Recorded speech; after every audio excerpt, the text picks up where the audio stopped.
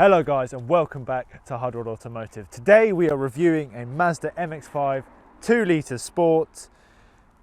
This car coming from Harrington's of Fulham, so please check them out. They've got loads of cars like this one only being 15,000 miles. If you do like this content, please like, please subscribe.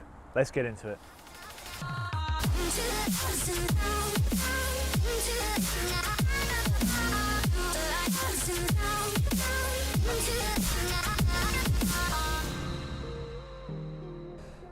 So this MX-5 is an example from 2015. It's only got 15,600 miles, so really low mileage, especially for us. It's the Sport nav, so it's got loads of spec with it, and I think it looks quite good. Personally, I'd prefer it in red. I've always had a load of MX-5s. The earlier ones, it's always been a love-hate relationship. I buy one, I think it's great, I get bored of it instantly. I buy another one, I think it's great, I get bored of it instantly. I don't know why, the engines, I think, just never seem to do it for me. Now, I maybe should have upgraded them, but this one might be might be a lot better. Now, I'd say the main parts of a roadster, especially one like this, are going to be engine and handling, or engine and chassis. It's mainly about the driving feel of this car. So let's start off with the engine. Under the bonnet, you have got a 2-litre 4-cylinder, nice to see, and it's all mated up to a 6-speed box. From that engine, it makes around 157 horsepower and 200 newton meters of torque. It's pretty lively. I mean, it's less powerful than the previous generation, but the car is also lighter. Now, that engine gets this car to 60 miles an hour in 7.1 seconds quoted. And I don't think that's too much of a slouch. No, it's not the quickest. My problems with MX-5 have never been its speed. It's been the engine itself. It's always been the engine itself. Just, they never seemed to want to be driven hard. They never seemed as though they were happy being revved out. This engine, it's a lot better. It's a lot better. It's got a nice little bark down low, which is nice to hear. The shift in the transmission I really like, and when you rev it out, whereas it would sound like a bag of bolts before, it doesn't sound as bad. It sounds alright now, and I would say it's a vast improvement over the previous engines, to where I actually enjoy driving this car quite a lot. That engine, I think, is perfect for this kind of car.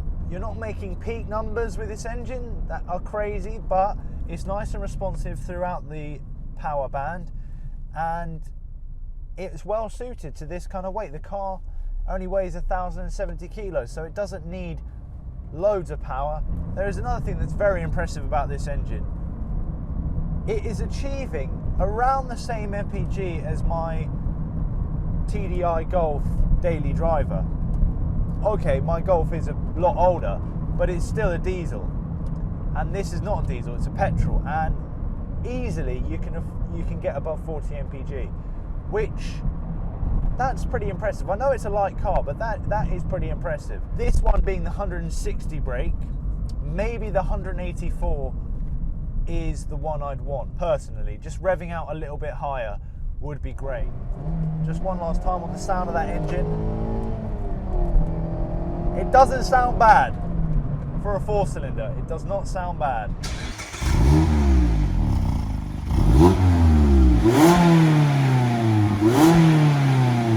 Now, being a Mazda MX-5, it's safe to say it's going to be reliable. I haven't looked up all of the stats of how reliable it's been for everyone, but these cars are known for being reliable. Woo-hoo-hoo!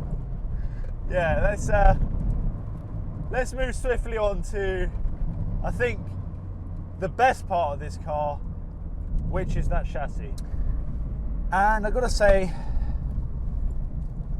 this MX-5 lives up to its reputation. I really love the way this car feels on the road. A lot better than the old ones, really. The Mark 1 was quite a little fun car, but it still was very soft, and in all truth, it's not that precise. Whereas this new one It's got wider tyres, and overall the suspension is just a little bit stiffer. It feels really direct and precise on where you want to go. Now, it's extremely capable, probably more capable than you're ever going to need on the road.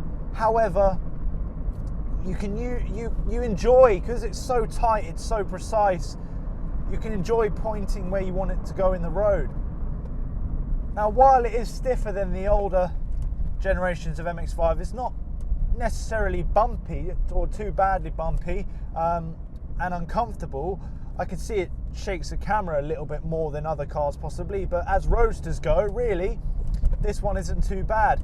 And going through the interior is obviously very comfortable. These seats, I mean, they're not the greatest in the world, but they're not particularly uncomfortable.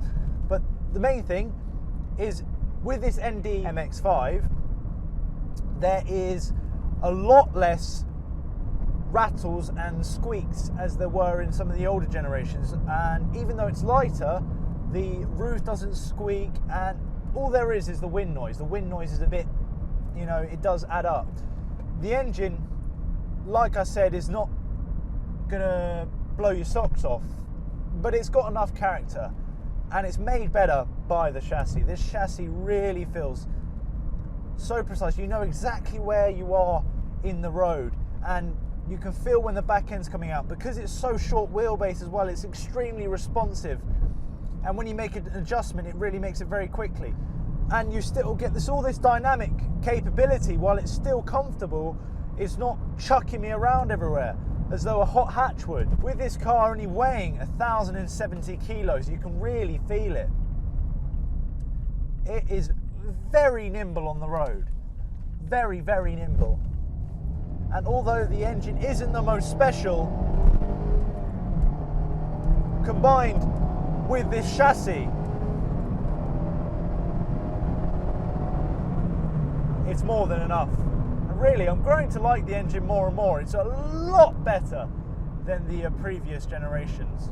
This is the first MX-5 where I really enjoy how it drives. It'd be nicer if the throttle pedal was a little bit closer to the brake pedal so you could heel and stutter a little bit better. But the balance is lovely. And this still has cruise control. You know, it's still got the functions you want. You've got Bluetooth connectivity. You can still hear your music when you're going down the motorway. Whereas in some of the old cars, or the ones I've owned anyway, it really had to be turned up because the road noise and wind noise was atrocious in the older cars. This one, yes, it's not the quietest car in the world, but it's not half bad. So, the MX-5 looks are a bit controversial. Well, at least between Cameron and I. Now, I personally really like the looks of this car. Cameron says these headlights are too small, but I think this is a great improvement of the previous cars. I've never really thought they looked too good. And especially these wheels. These wheels in this, what do you call it, anthracite grey? I'm not too sure. If they had a painted caliper, they would just be perfect. The face of the wheel is just so nice to look at. It really sets this car off with the rest of the looks. Now, I find myself almost having to bend down with this car because it's so small. But considering the front's been made to make it look a bit aggressive, the rear kind of disappoints me. I like the headlight here, but the rounding, sorry, the tail light, but the rounding of the bumper is just, I don't know, it doesn't quite do it for me. It just doesn't work with the front, I don't think, as well. I mean, I do like the way the whole car looks, but if I was to gripe with anything, it's probably that. The tips are quite nice as well. They look nice and fresh coming out the back there, and overall the car looks nice and modern, so I think it would suit anywhere where the sun's out. Inside the MX-5, it has been brought up to date. It's definitely a modern car in here, and you have got all the niceties you'd want here. You've got your music to come up, you know, telephone, navigation. Maybe not the prettiest screen in the world, but it does fine. My favourite part of the interior, I think, is the steering wheel and the dials. They just show you exactly what you want to know. A nice big tachometer. The speedo maybe is a little bit on the small side, but you don't really need to know your speed so much. But a nice big tach, fuel and temperature, all you really want. The controls on the steering wheel work really well. And overall, yeah, maybe it's not the most exquisite interior, but the gear stick's nice. You know, you've got heated seats, you've got leather seats, which are very nice. And you've got to remember that this car is made to be cheap and light. And you have been reminded of the lightness in this car with these sun visors here. I mean, they're just a tiny piece of plastic there, and then the mirror sort of protrudes it. I mean, that's quite silly there, but it only weighs 1,070 kilos, so they had to skim what they could to make it get there. But overall inside, you're not missing out on anything, and I think it's still a comfortable car inside, and it's still got all the niceties you're going to want. It is a bit loud. It is a bit loud inside with the rag top, but what can you do? It's simplistic in all the right ways. It's just a low-powered, light car, which in the modern day and age where everything is turbocharged and heavy and powerful, this is really refreshing. I'm not sure I'd buy one, but I'd definitely recommend one. I personally prefer it to some of the other Roadsters out there because it hasn't lost too much of being a Roadster, if that makes sense. It's still pretty bare bones, you know. You can still turn the traction control off. It's, you know, still very direct of where you want to go. It's really good. So I agree with all the hype. These cars are great. They're really good.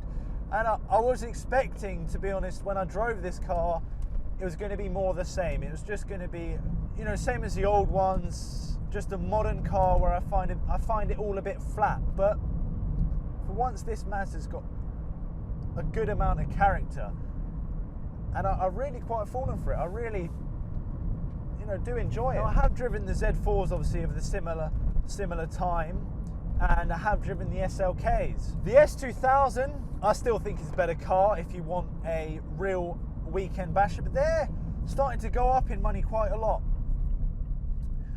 And I'd still say that a Z4 is going to be better if you're going to have to drive it every day.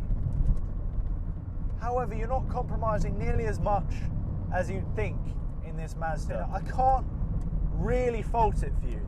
There's nothing I can say that's really wrong with this car. It's not perfect, but for a Roadster, it's a perfect Roadster. There's nothing more you need than this. I wouldn't say, you know, you need too much more power, and if you do, you can definitely just remap it for that. A really, really good car, and I would never say no to it. I would definitely never say no to it. It's a good car, this. It's a very good car, and it's an excellent Roadster. So if you're looking for a rear-wheel drive 6-speed manual Roadster,